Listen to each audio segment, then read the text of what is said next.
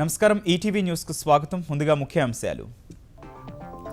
తెలంగాణలో నేటి నుంచి మరో విడత పల్లె పట్టణ ప్రగతి. ప్రణాళికాబద్ధ అభివృద్ధి ధ్యేయం. 7వ విడత హరితహారానికి నేడే శ్రీకారం. వైఎస్ఆర్ బీమా పథకాన్ని నేడు ప్రారంభించనున్న జగన్. అమల్లోకి రానున్న నూతన మార్గదర్శకాలు. 1,32,00,000 కుటుంబాలకు లబ్ధి. ఆర్డీఎస్ విస్తరణ పనులను ఏపీ అక్రమంగా చేపడుతోందన్న తెలంగాణ. ఆపాలంటూ కృష్ణా బోర్డుకు లేఖ. నిలువరించకపోతే సగం కేటాయింపులు కూడా దక్కవని ఫిర్యాదు. పులిచింతలలో తెలంగాణ జల విద్యుదుత్పత్తిపై ఏపీ అభ్యంతరం. అక్రమంగా నీటిని వినియోగిస్తున్నారని ఆరోపణ. టీఎస్ జెన్కోకు లేఖ. తెలంగాణలో నేటి నుంచి 18 ఏళ్లు పైబడిన వారికి కోవిడ్ టీకా. గ్రామీణ ప్రాంతాలకు కోవిడ్ నమోదు మినహాయింపు. కోవిషీల్డ్ 2వ డోసు విరామం పొడిగింపు. సాగుకు సౌర వెలుగు అందించేందుకు కేంద్రం చర్యలు. 5 ఏళ్లలో వ్యవసాయ విద్యుత్ ఫీడర్లను సౌర విద్యుదీకరించే ప్రతిపాదనకు కేబినెట్ పచ్చజెండా.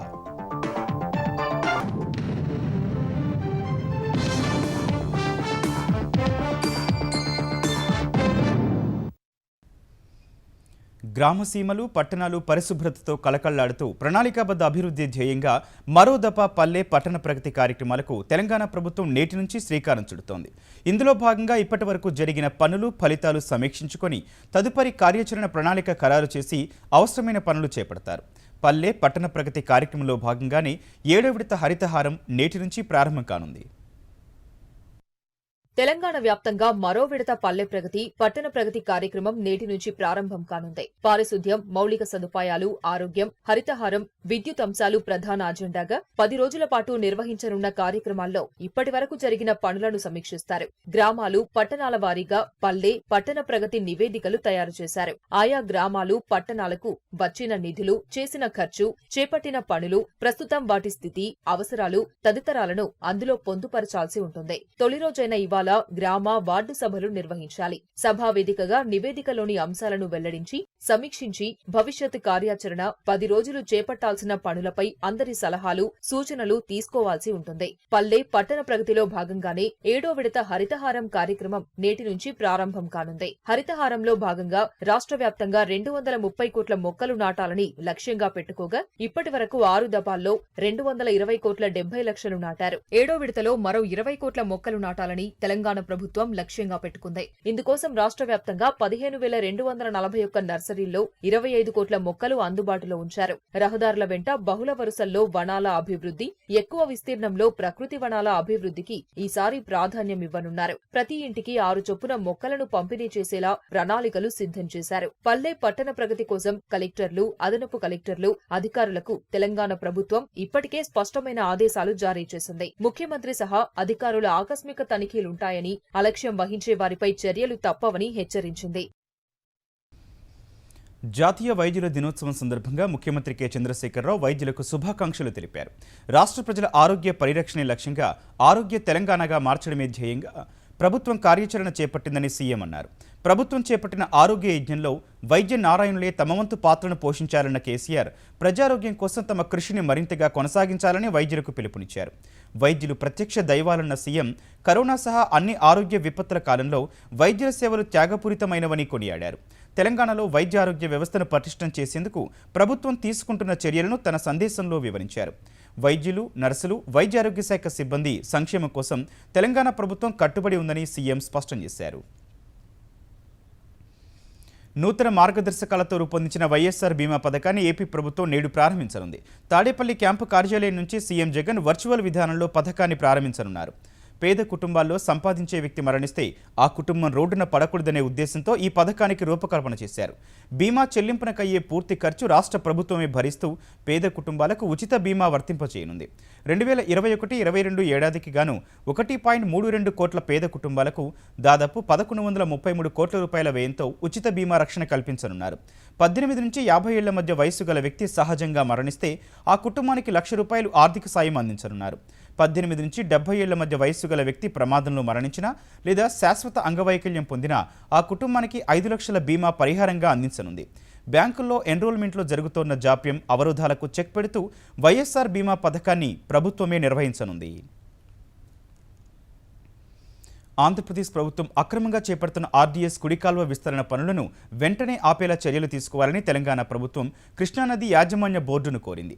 ఈ మేరకు తెలంగాణ నీటిపారుదల శాఖ ఈఎన్సీ మురళీధర్ బోర్డు చైర్మన్కు లేఖ రాశారు. విభజన చట్టానికి విరుద్ధంగా ఏపీ ప్రభుత్వం ఆర్డీఎస్ కుడికాల్వ విస్తరణ పనులను చేపడుతోందన్న తెలంగాణ ఈఎన్సీ దీనిపై గతంలోనే ఫిర్యాదు చేశామని, అయినప్పటికీ పనులు అక్కడ ఇంకా వేగంగా జరుగుతున్నాయని పేర్కొన్నారు. పనులకు సంబంధించిన ఛాయాచిత్రాలను ఫిర్యాదుతో జతపరిచారు. కృష్ణా 2వ ట్రైబ్యునల్ అవార్డుపై సుప్రీంకోర్టు స్టే ఉన్నప్పటికీ చట్టవిరుద్ధంగా ఆర్డీఎస్ కుడికాల్వ విస్తరణ పనులను ఆంధ్రప్రదేశ్ కొనసాగించడం, కృష్ణానది యాజమాన్య బోర్డు అడ్డుకోకపోవడంపై తెలంగాణ మంత్రివర్గం ఇటీవల తీవ్ర అసంతృప్తిని వ్యక్తం చేసిన విషయాన్ని ఈఎన్సీ గుర్తు చేశారు. అక్రమంగా జరుగుతున్న విస్తరణ పనులను నిలువరించకపోతే తెలంగాణ కేటాయింపుల్లో సగం కూడా వచ్చే అవకాశం ఉండదన్న తెలంగాణ నీటిపారుదల శాఖ ఈఎన్సీ ఆంధ్రప్రదేశ్ తక్షణమే ఆర్డీఎస్ కుడికాల్వ విస్తరణ పనులను నిలిపివేసేలా చర్యలు తీసుకోవాలని బోర్డును కోరారు. పులిచింతల ప్రాజెక్టులోని నీటిని తెలంగాణ జెన్కో జల విద్యుత్ ఉత్పత్తి కోసం వినియోగించడంపై ఏపీ నీటిపారుదల శాఖ అభ్యంతరం తెలిపింది. ప్రాజెక్టులో నీటిని విద్యుత్ ఉత్పత్తి కోసం అనధికారికంగా వాడటం సరికాదంటూ తెలంగాణ జెన్కోకు పులిచింతల ప్రాజెక్టు అధికారులు లేఖ రాశారు. ఎగువ నుంచి వస్తున్న నీటిని నిల్వ చేయకుండా విద్యుత్ ఉత్పత్తి పేరిట కిందకు వదిలివేయటం సరికాదని లేఖలో అభ్యంతరం వ్యక్తం చేశారు. ఈ నెల 29 రాత్రి నుంచి తెలంగాణ జెన్కో విద్యుత్ ఉత్పత్తి చేస్తోందని పులిచింతల అధికారులు చెబుతున్నారు. పులిచింతల ప్రాజెక్టు పూర్తి సామర్థ్యం 45.77 టీఎంసీలు కాగా ప్రస్తుతం 19.26 టీఎంసీల నీటి నిల్వ ఉంది. ఎగువ నుంచి 30,000 క్యూసెక్ల మేర నీరు వస్తోంది. అయితే జలాశయం పూర్తిగా నిండకుండా విద్యుత్పత్తి చేపట్టరాదన్న ఏపీ నీటిపారుదల శాఖ అధికారులు ఒకవేళ ఉత్పత్తి చేయాలని భావిస్తే ముందస్తు సమాచారం ఇవ్వాల్సి ఉంటుందని తెలిపారు. అలాంటిదేమీ లేకుండానే తెలంగాణ జెన్కో విద్యుత్ ఉత్పత్తి చేయటం సరికాదని పేర్కొన్నారు. తెలంగాణ జెన్కో తరపున పులిచింతల ప్రాజెక్టులో 24 మెగావాట్ల మేర విద్యుత్ ఉత్పత్తి చేస్తున్నారని వివరించారు. జల విద్యుత్ ఉత్పత్తిని ఆపడం ఎవరితరం కాదని, ఏ కమిటీకి కమిషన్కు ఆ హక్కు లేదని తెలంగాణ విద్యుత్ శాఖ మంత్రి జగదీష్ రెడ్డి స్పష్టం చేశారు. శ్రీశైలం ప్రాజెక్టు కట్టిందే విద్యుత్ ఉత్పత్తి కోసమన్న జగదీష్ రెడ్డి తెలంగాణ నీటి దోపిడీకి పాల్పడుతోందన్న ఏపీ ప్రభుత్వ తీరును తప్పుపట్టారు. మానవీయ కోణంలో సీఎం కేసీఆర్ ఇచ్చిన అవకాశాన్ని సద్వినియోగం చేసుకోకుండా పాత పద్ధతుల్లోనే వ్యవహరిస్తామనే ధోరణి సరికాదని హితవు పలికారు. తెలంగాణ ఒక రాష్ట్రమైందని ఇక్కడ కేసీఆర్ ఉండడనే విషయాన్ని మర్చిపోతున్నట్టున్నారు. మీరు చెప్తే ఆగటానికి తెలంగాణ అమాయకంగా లేదు. తెలంగాణ రాష్ట్ర హక్కులేందో, కృష్ణా నదిలో మా వాటా ఎంతనో, మా వాటాలో ప్రతి నీటి చుట్టూను ఎట్లా వినియోగించుకోవాలనో మాకు బాగా తెలుసు. శ్రీశైలం ప్రాజెక్టు కట్టిందే జల విద్యుత్ ఉత్పత్తి కొరకు. జల విద్యుత్ ఉత్పత్తిని ఆపమని చెప్పే హక్కు ఎవరికి కూడా లేదు. ఏ కమిటీకి, ఏ కమిషన్లకు ఎవరికి కూడా లేదు. శ్రీశైలం నుంచి నీళ్లు తీసుకుపోవడమే దొంగదారిలో, అక్రమ పద్ధతుల్లో తీసుకుపోయే ప్రయత్నాలు చేశారు మీరు. శ్రీశైలం కావచ్చు, నాగార్జున సాగర్ కావచ్చు, పులిచింతలు కావచ్చు, చూరాలు కావచ్చు, విద్యుత్ ఉత్పత్తి మా హక్కు, తప్పకుండా చేసుకుని తీరుతాం. ఎవరో ఆర్డర్లు ఇస్తే, ఎవరో ఏదో చేస్తే వినాల్సిన అవసరం మాకు లేదు. హైదరాబాద్లో ఆస్తుల పరిరక్షణ, అక్రమాస్తుల కేసుల నుంచి బయటపడేందుకే ముఖ్యమంత్రి జగన్ కృష్ణా జలాలపై వెనక్కి తగ్గుతున్నారని తెలుగుదేశం నేత, మాజీ మంత్రి దేవినేని ఉమా ఆరోపించారు. పక్క రాష్ట్రంలో ఏపీ వాసులు ఉన్నారు కావునే గట్టిగా మాట్లాడలేకున్నామన్న జగన్ వ్యాఖ్యలను తప్పుపట్టిన దేవినేని ఇంత పిరికితనం ఉన్న ముఖ్యమంత్రిని ఎక్కడా చూడలేదన్నారు. బచావర్ ట్రైబ్యునల్లో రాష్ట్రానికి 500 టీఎంసీల దాకా నీటి వాటా ఉందని, వాటిపై ఎందుకు మాట్లాడలేకపోతున్నారని నిలదీశారు. జగన్ రెడ్డి గారు ప్రధాన ప్రతిపక్ష నాయకుడిగా ఉన్నప్పుడు పక్క రాష్ట్రాల్లో ప్రజలు లేరా? మహారాష్ట్రలో తెలుగువారు లేరా? కర్ణాటకలో తెలుగువారు లేరా? పక్క రాష్ట్రంలో తెలుగువారు లేరా? ఏ రాష్ట్రంలో తెలుగువారు లేరు? పక్క రాష్ట్రంలో మన వారు ఉన్నారు కాబట్టి పక్క రాష్ట్రం యొక్క అక్కం ప్రాజెక్టులు అనడానికి భయపడుతున్నా అంట జగన్ రెడ్డి. నువ్వు భయపడతా ఉంది ప్రజల గురించి కాదు, నీ అక్రమ ఆస్తులు హైదరాబాద్ లో ఉన్నాయి కాబట్టి, నీ ల్యాండ్ బ్యాంక్ హైదరాబాద్ లో 1000 ఎకరాలు ఉంది కాబట్టి, నీ లోటస్ ఫండ్ తో సహా హైదరాబాద్ లో మీ అక్రమ ఆస్తులు కాపాడుకోవడానికి మీ ఎమ్మెల్యేలు, మంత్రుల అక్రమాస్తులన్నీ హైదరాబాద్ లో ఉన్నాయి కాబట్టి పక్క రాష్ట్రాల్లో అక్రమ ప్రాజెక్టుల నిర్మాణం జరుగుతూ ఉంటే నోరు తెరవలేని పరిస్థితిలో ఆంధ్రప్రదేశ్ మంత్రులు ఉన్నారు, ముఖ్యమంత్రి ఉన్నాడు. వ్యవసాయ రంగానికి రాయితీపై ఇస్తున్న విద్యుత్ భారాన్ని ఇకపై మోయాల్సిన అవసరం లేకుండా కేంద్రం కీలక నిర్ణయం తీసుకుంది. వచ్చే 5 ఏళ్లలో దేశంలో వ్యవసాయ విద్యుత్ ఫీడర్లన్నింటినీ కుసుమ్ యోజన కింద సౌర విద్యుదీకరించి రాయితీ భారం లేకుండా చేయబోతోంది. దీనికి అవసరమయ్యే ఖర్చులో 30% కేంద్రం అందిస్తుంది. 70% మొత్తాన్ని నాబార్డు తదితర సంస్థలు రుణంగా అందిస్తాయి. ప్రధాని నరేంద్ర మోదీ అధ్యక్షతన బుధవారం జరిగిన కేంద్ర మంత్రిమండలి సమావేశం ఈ ప్రతిపాదనలకు ఆమోదం తెలిపింది. 3 లక్షల కోట్ల రూపాయలతో విద్యుత్ సంస్కరణల ప్రతిపాదనలు చేసింది. సౌర విద్యుదీకరణ కోసం తీసుకునే 70% రుణాన్ని ప్రస్తుతం రాష్ట్ర ప్రభుత్వాలు వ్యవసాయ విద్యుత్ రాయితీ కోసం చేస్తున్న ఖర్చులో 4 నుంచి 5 ఏళ్లలో చెల్లించవచ్చని, ఆ తర్వాత రాయితీ భారం వాటికి ఉండదని కేంద్ర విద్యుత్ శాఖ మంత్రి ఆర్కే సింగ్ తెలిపారు. డిస్కంలు నష్టాల్లో నడుస్తూనే ఉంటాయన్న విధానాన్ని అంగీకరించబోమని, వ్యవస్థను చక్కదిద్దుకోవడానికి ముందుకొచ్చే రాష్ట్రాలకు చేయూత అందించాలన్న ఉద్దేశంతోనే కొత్త పథకం తీసుకొచ్చినట్లు చెప్పారు. తెలంగాణలో నేటి నుంచి 18 ఏళ్లు పైబడిన వారికి కోవిడ్ టీకాలు అందించాలని ప్రభుత్వం నిర్ణయించింది. ఈ మేరకు ప్రజారోగ్య సంచాలకుల కార్యాలయం ప్రకటన విడుదల చేసింది. ఇప్పటి వరకు 30 ఏళ్లు పైబడిన వారికి మాత్రమే టీకా అందిస్తోన్న సర్కారు ఇవాళ నుంచి 18 ఏళ్లు దాటిన వారందరికీ అందించనుంది. ఇందుకు జీహెచ్ఎంసీ పరిధిలో 100 టీకా కేంద్రాలు, ఇతర పట్టణాల్లో మరో 204 వ్యాక్సిన్ కేంద్రాలు ఏర్పాటు చేశారు. గ్రామీణ ప్రాంతాల వారి కోసం 636 ప్రాథమిక ఆరోగ్య కేంద్రాల్లో టీకాలు వేయనున్నారు. గ్రామీణ ప్రాంతాల వారు కోవిన్ పోర్టల్లో నమోదు చేసుకున్నప్పటికీ టీకా కేంద్రానికి వచ్చి వ్యాక్సిన్ తీసుకోవచ్చని ప్రజారోగ్య శాఖ సంచాలకులు శ్రీనివాసరావు తెలిపారు. పట్టణ ప్రాంతాల్లో మాత్రం కోవిన్ పోర్టల్లో నమోదు చేసుకున్న వారికి మాత్రమే టీకాలు ఇవ్వనున్నట్టు స్పష్టం చేశారు.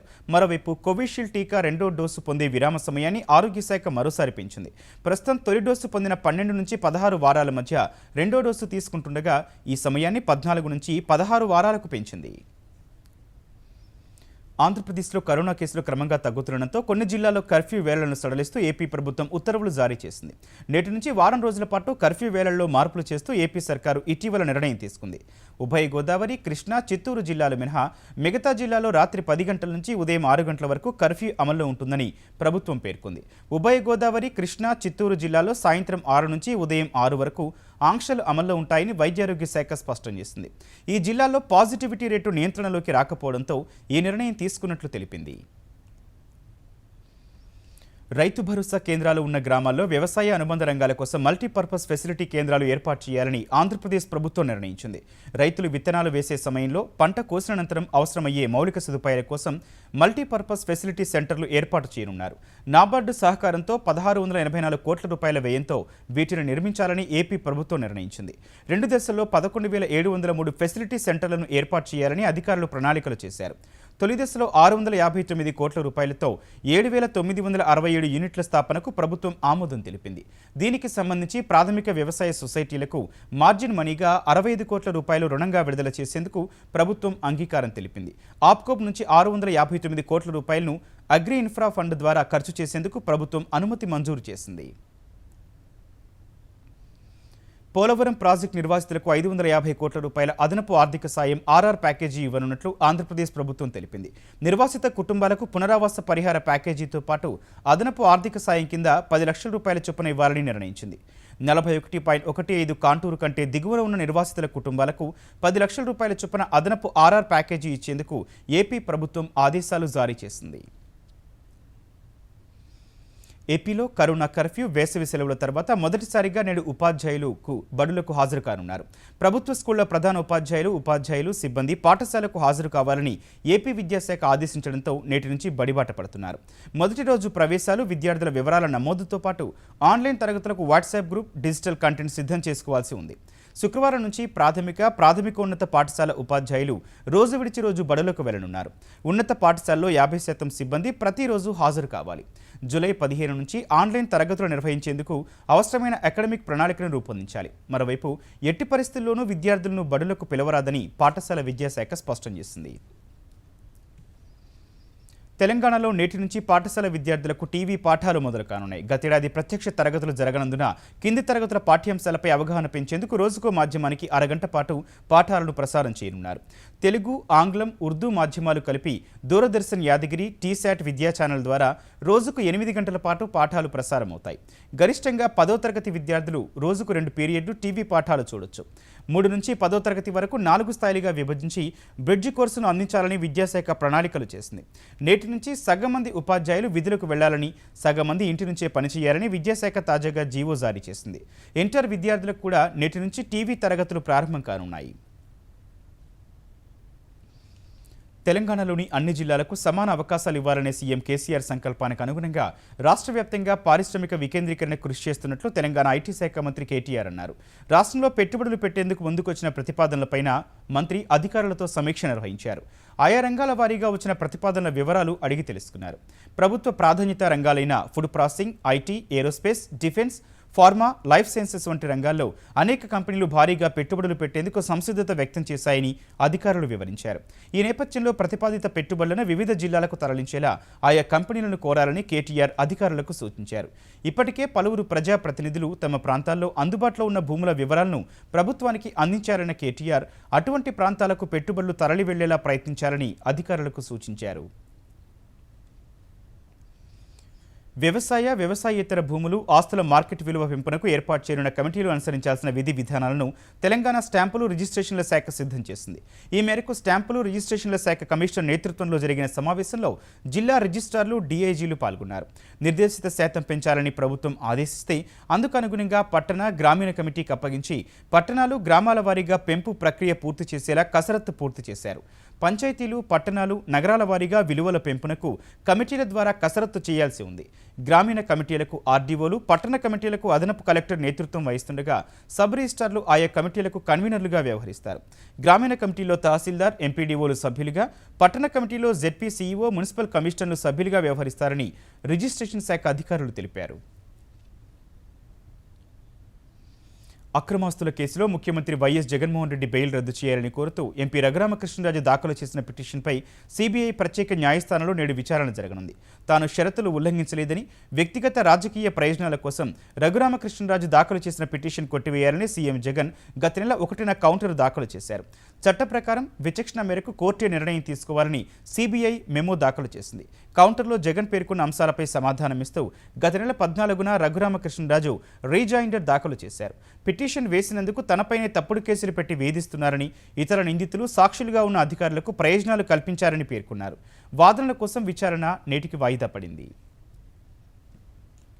కరోనా రెండో దశ వ్యాప్తి నుంచి దేశం క్రమంగా కోలుకుంటోంది. పలు రాష్ట్రాల్లో కొత్త కేసులు గణనీయంగా తగ్గుతుండగా మరణాలు సైతం కనిష్ట స్థాయిలో నమోదవుతున్నాయి. అయితే కేరళలో మాత్రం కోవిడ్ ఉధృతి తగ్గడం లేదు. కొత్తగా 13,658 మందికి పాజిటివ్ రాగా 142 మంది చనిపోయారు.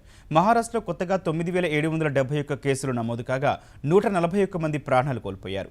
తమిళనాడులో కొత్తగా 4,506 మందికి కరోనా సోకగా 113 మంది మృతి చెందారు. కర్ణాటకలో 3,382 మందికి వైరస్ సోకినట్లు పరీక్షల్లో వెల్లడి కాగా 111 మంది మహమ్మారికి బలయ్యారు. ఆంధ్రప్రదేశ్లో మరో 3,797 మందికి కరోనా సోకగా 35 మంది ప్రాణాలు కోల్పోయారు. తెలంగాణలో కొత్తగా 917 మందికి కోవిడ్ నిర్ధారణ కాగా 10 మంది వైరస్కు బలయ్యారు. కోవిషీల్డ్, ఫైజర్ టీకాల మిశ్రమ డోసులు కరోనా నివారణలో ఎక్కువ ప్రభావవంతంగా పనిచేస్తాయని ఆక్స్ఫర్డ్ విశ్వవిద్యాలయం తాజా పరిశోధనలో తేలింది. ఈ రెండింటిలో ఒక టీకాను తొలి డోసుగా, మరోదాన్ని రెండో డోసుగా స్వీకరించినప్పుడు వ్యక్తులకు బలమైన రోగ నిరోధక శక్తి సమకూరుతుందని నిర్ధారించారు. 830 మందిపై పరిశోధకులు ఈ అధ్యయనాన్ని నిర్వహించారు. కోవిషీల్డ్ 2 డోసులను తీసుకున్న వ్యక్తులతో పోలిస్తే 4 వారాల వ్యవధిలో ఒక డోసుగా కోవిషీల్డ్ను, మరో డోసుగా ఫైజర్ను వేసుకున్న వారిలో కోవిడ్ కారక స్పైక్ ప్రోటీన్కు వ్యతిరేకంగా ఎక్కువ యాంటీబాడీలు ఉత్పత్తి అవుతున్నాయని పరిశోధకులు గుర్తించారు. 2 వ్యాక్సిన్లో దేన్ని తొలి డోసుగా తీసుకున్నా పర్వాలేదని స్పష్టం చేశారు. అయితే మొదట ఫైజర్, తర్వాత కోవిషీల్డ్ను వేసుకున్న వారి కంటే తొలుత కోవిషీల్డ్ను, ఆపై ఫైజర్ను తీసుకున్న వారిలో యాంటీబాడీలు అధికంగా ఉంటున్నాయని తెలిపారు. బ్రెజిల్కు కోవాక్సిన్ సరఫరా చేసే కాంట్రాక్టు వ్యవహారంలో తమ తప్పేమీ లేదని భారత్ బయోటెక్ ఇంటర్నేషనల్ స్పష్టం చేసింది. ఇతర దేశాలకు టీకా సరఫరా చేసేందుకు ఎలాంటి పద్ధతిని పాటిస్తామో అదే పద్ధతిని బ్రెజిల్ విషయంలోనూ అనుసరించినట్లు పేర్కొంది. బ్రెజిల్ నుంచి తమకు అడ్వాన్స్ చెల్లింపులు జరగలేదని, తాము టీకా సరఫరా చేయలేదని వివరించింది. బ్రెజిల్కు 2 కోట్ల డోసుల టీకా సరఫరా చేసే నిమిత్తం ఆ దేశానికి చెందిన ప్రిసిసా మెడికా మెంతోస్ అనే సంస్థతో కొంతకాలం క్రితం భారత్ బయోటెక్ ఒప్పందం కుదుర్చుకుంది. దీని విలువ $32.4 కోట్ల. ఈ ఒప్పందంలో అవకతవకలు జరిగినట్లు పెద్ద ఎత్తున ఆరోపణలు రావడంతో బ్రెజిల్ ప్రభుత్వం తాత్కాలికంగా దీన్ని రద్దు చేసింది. దీనిపై విచారణ కొనసాగుతోంది. నేటి నుంచి కీలక రంగాల్లో మార్పులు సంభవించనున్నాయి. పరిమితికి మించిన లావాదేవీలకు సంబంధించి ఎస్బీఐ తన వినియోగదారులపై భారం మోపింది. ప్రాథమిక పొదుపు బ్యాంకు డిపాజిట్ ఖాతా కలిగిన ఖాతాదారుల లావాదేవీలపై నేటి నుంచి పరిమితులు విధించింది. ఈ ఖాతా ఉన్నవారు బ్యాంకు శాఖలు, ఏటీఎంల నుంచి కూడా కలిపి నెలకు 4 సార్లు మాత్రమే ఉచితంగా నగదు తీసుకునే వీలుంది. ఆపై ఒక్కో లావాదేవీపై ₹15 చొప్పున రుసుము చెల్లించాల్సి ఉంటుంది. 10 చెక్కులున్న కొత్త చెక్ పుస్తకం కోసం ₹40, 25 చెక్కుల పుస్తకం కోసం ₹75 చెల్లించాల్సి ఉంటుంది. సీనియర్ సిటిజన్లకు దీని నుంచి నుంచి మినహాయింపు ఇచ్చింది. నేటి నుంచి సిండికేట్ బ్యాంక్ ఖాతాదారులు కెనరా బ్యాంకుకు చెందిన కొత్త IFSC కోడ్లు వినియోగించాల్సి ఉంటుంది. కెనరా బ్యాంక్ వెబ్సైట్ ద్వారా వీటిని పొందొచ్చు. ఆంధ్రా బ్యాంక్, కార్పొరేషన్ బ్యాంకులు యూనియన్ బ్యాంకులు విలీనమైన నేపథ్యంలో ఈ రెండు బ్యాంకుల పాత చెక్ బుక్లు నేటి నుంచి చెల్లవు. LPG సిలిండర్ ధరలు సైతం నేటి నుంచి మారాయి. సిలిండర్ ధరలను ప్రతి 15 రోజులకు ఒకసారి పెట్రోలియం కంపెనీలు సవరిస్తుంటాయి. ఆ లెక్కన నేడు సిలిండర్ ధరలు మారాయి. ఈటీవీ న్యూస్ సమాప్తం. నమస్కారం.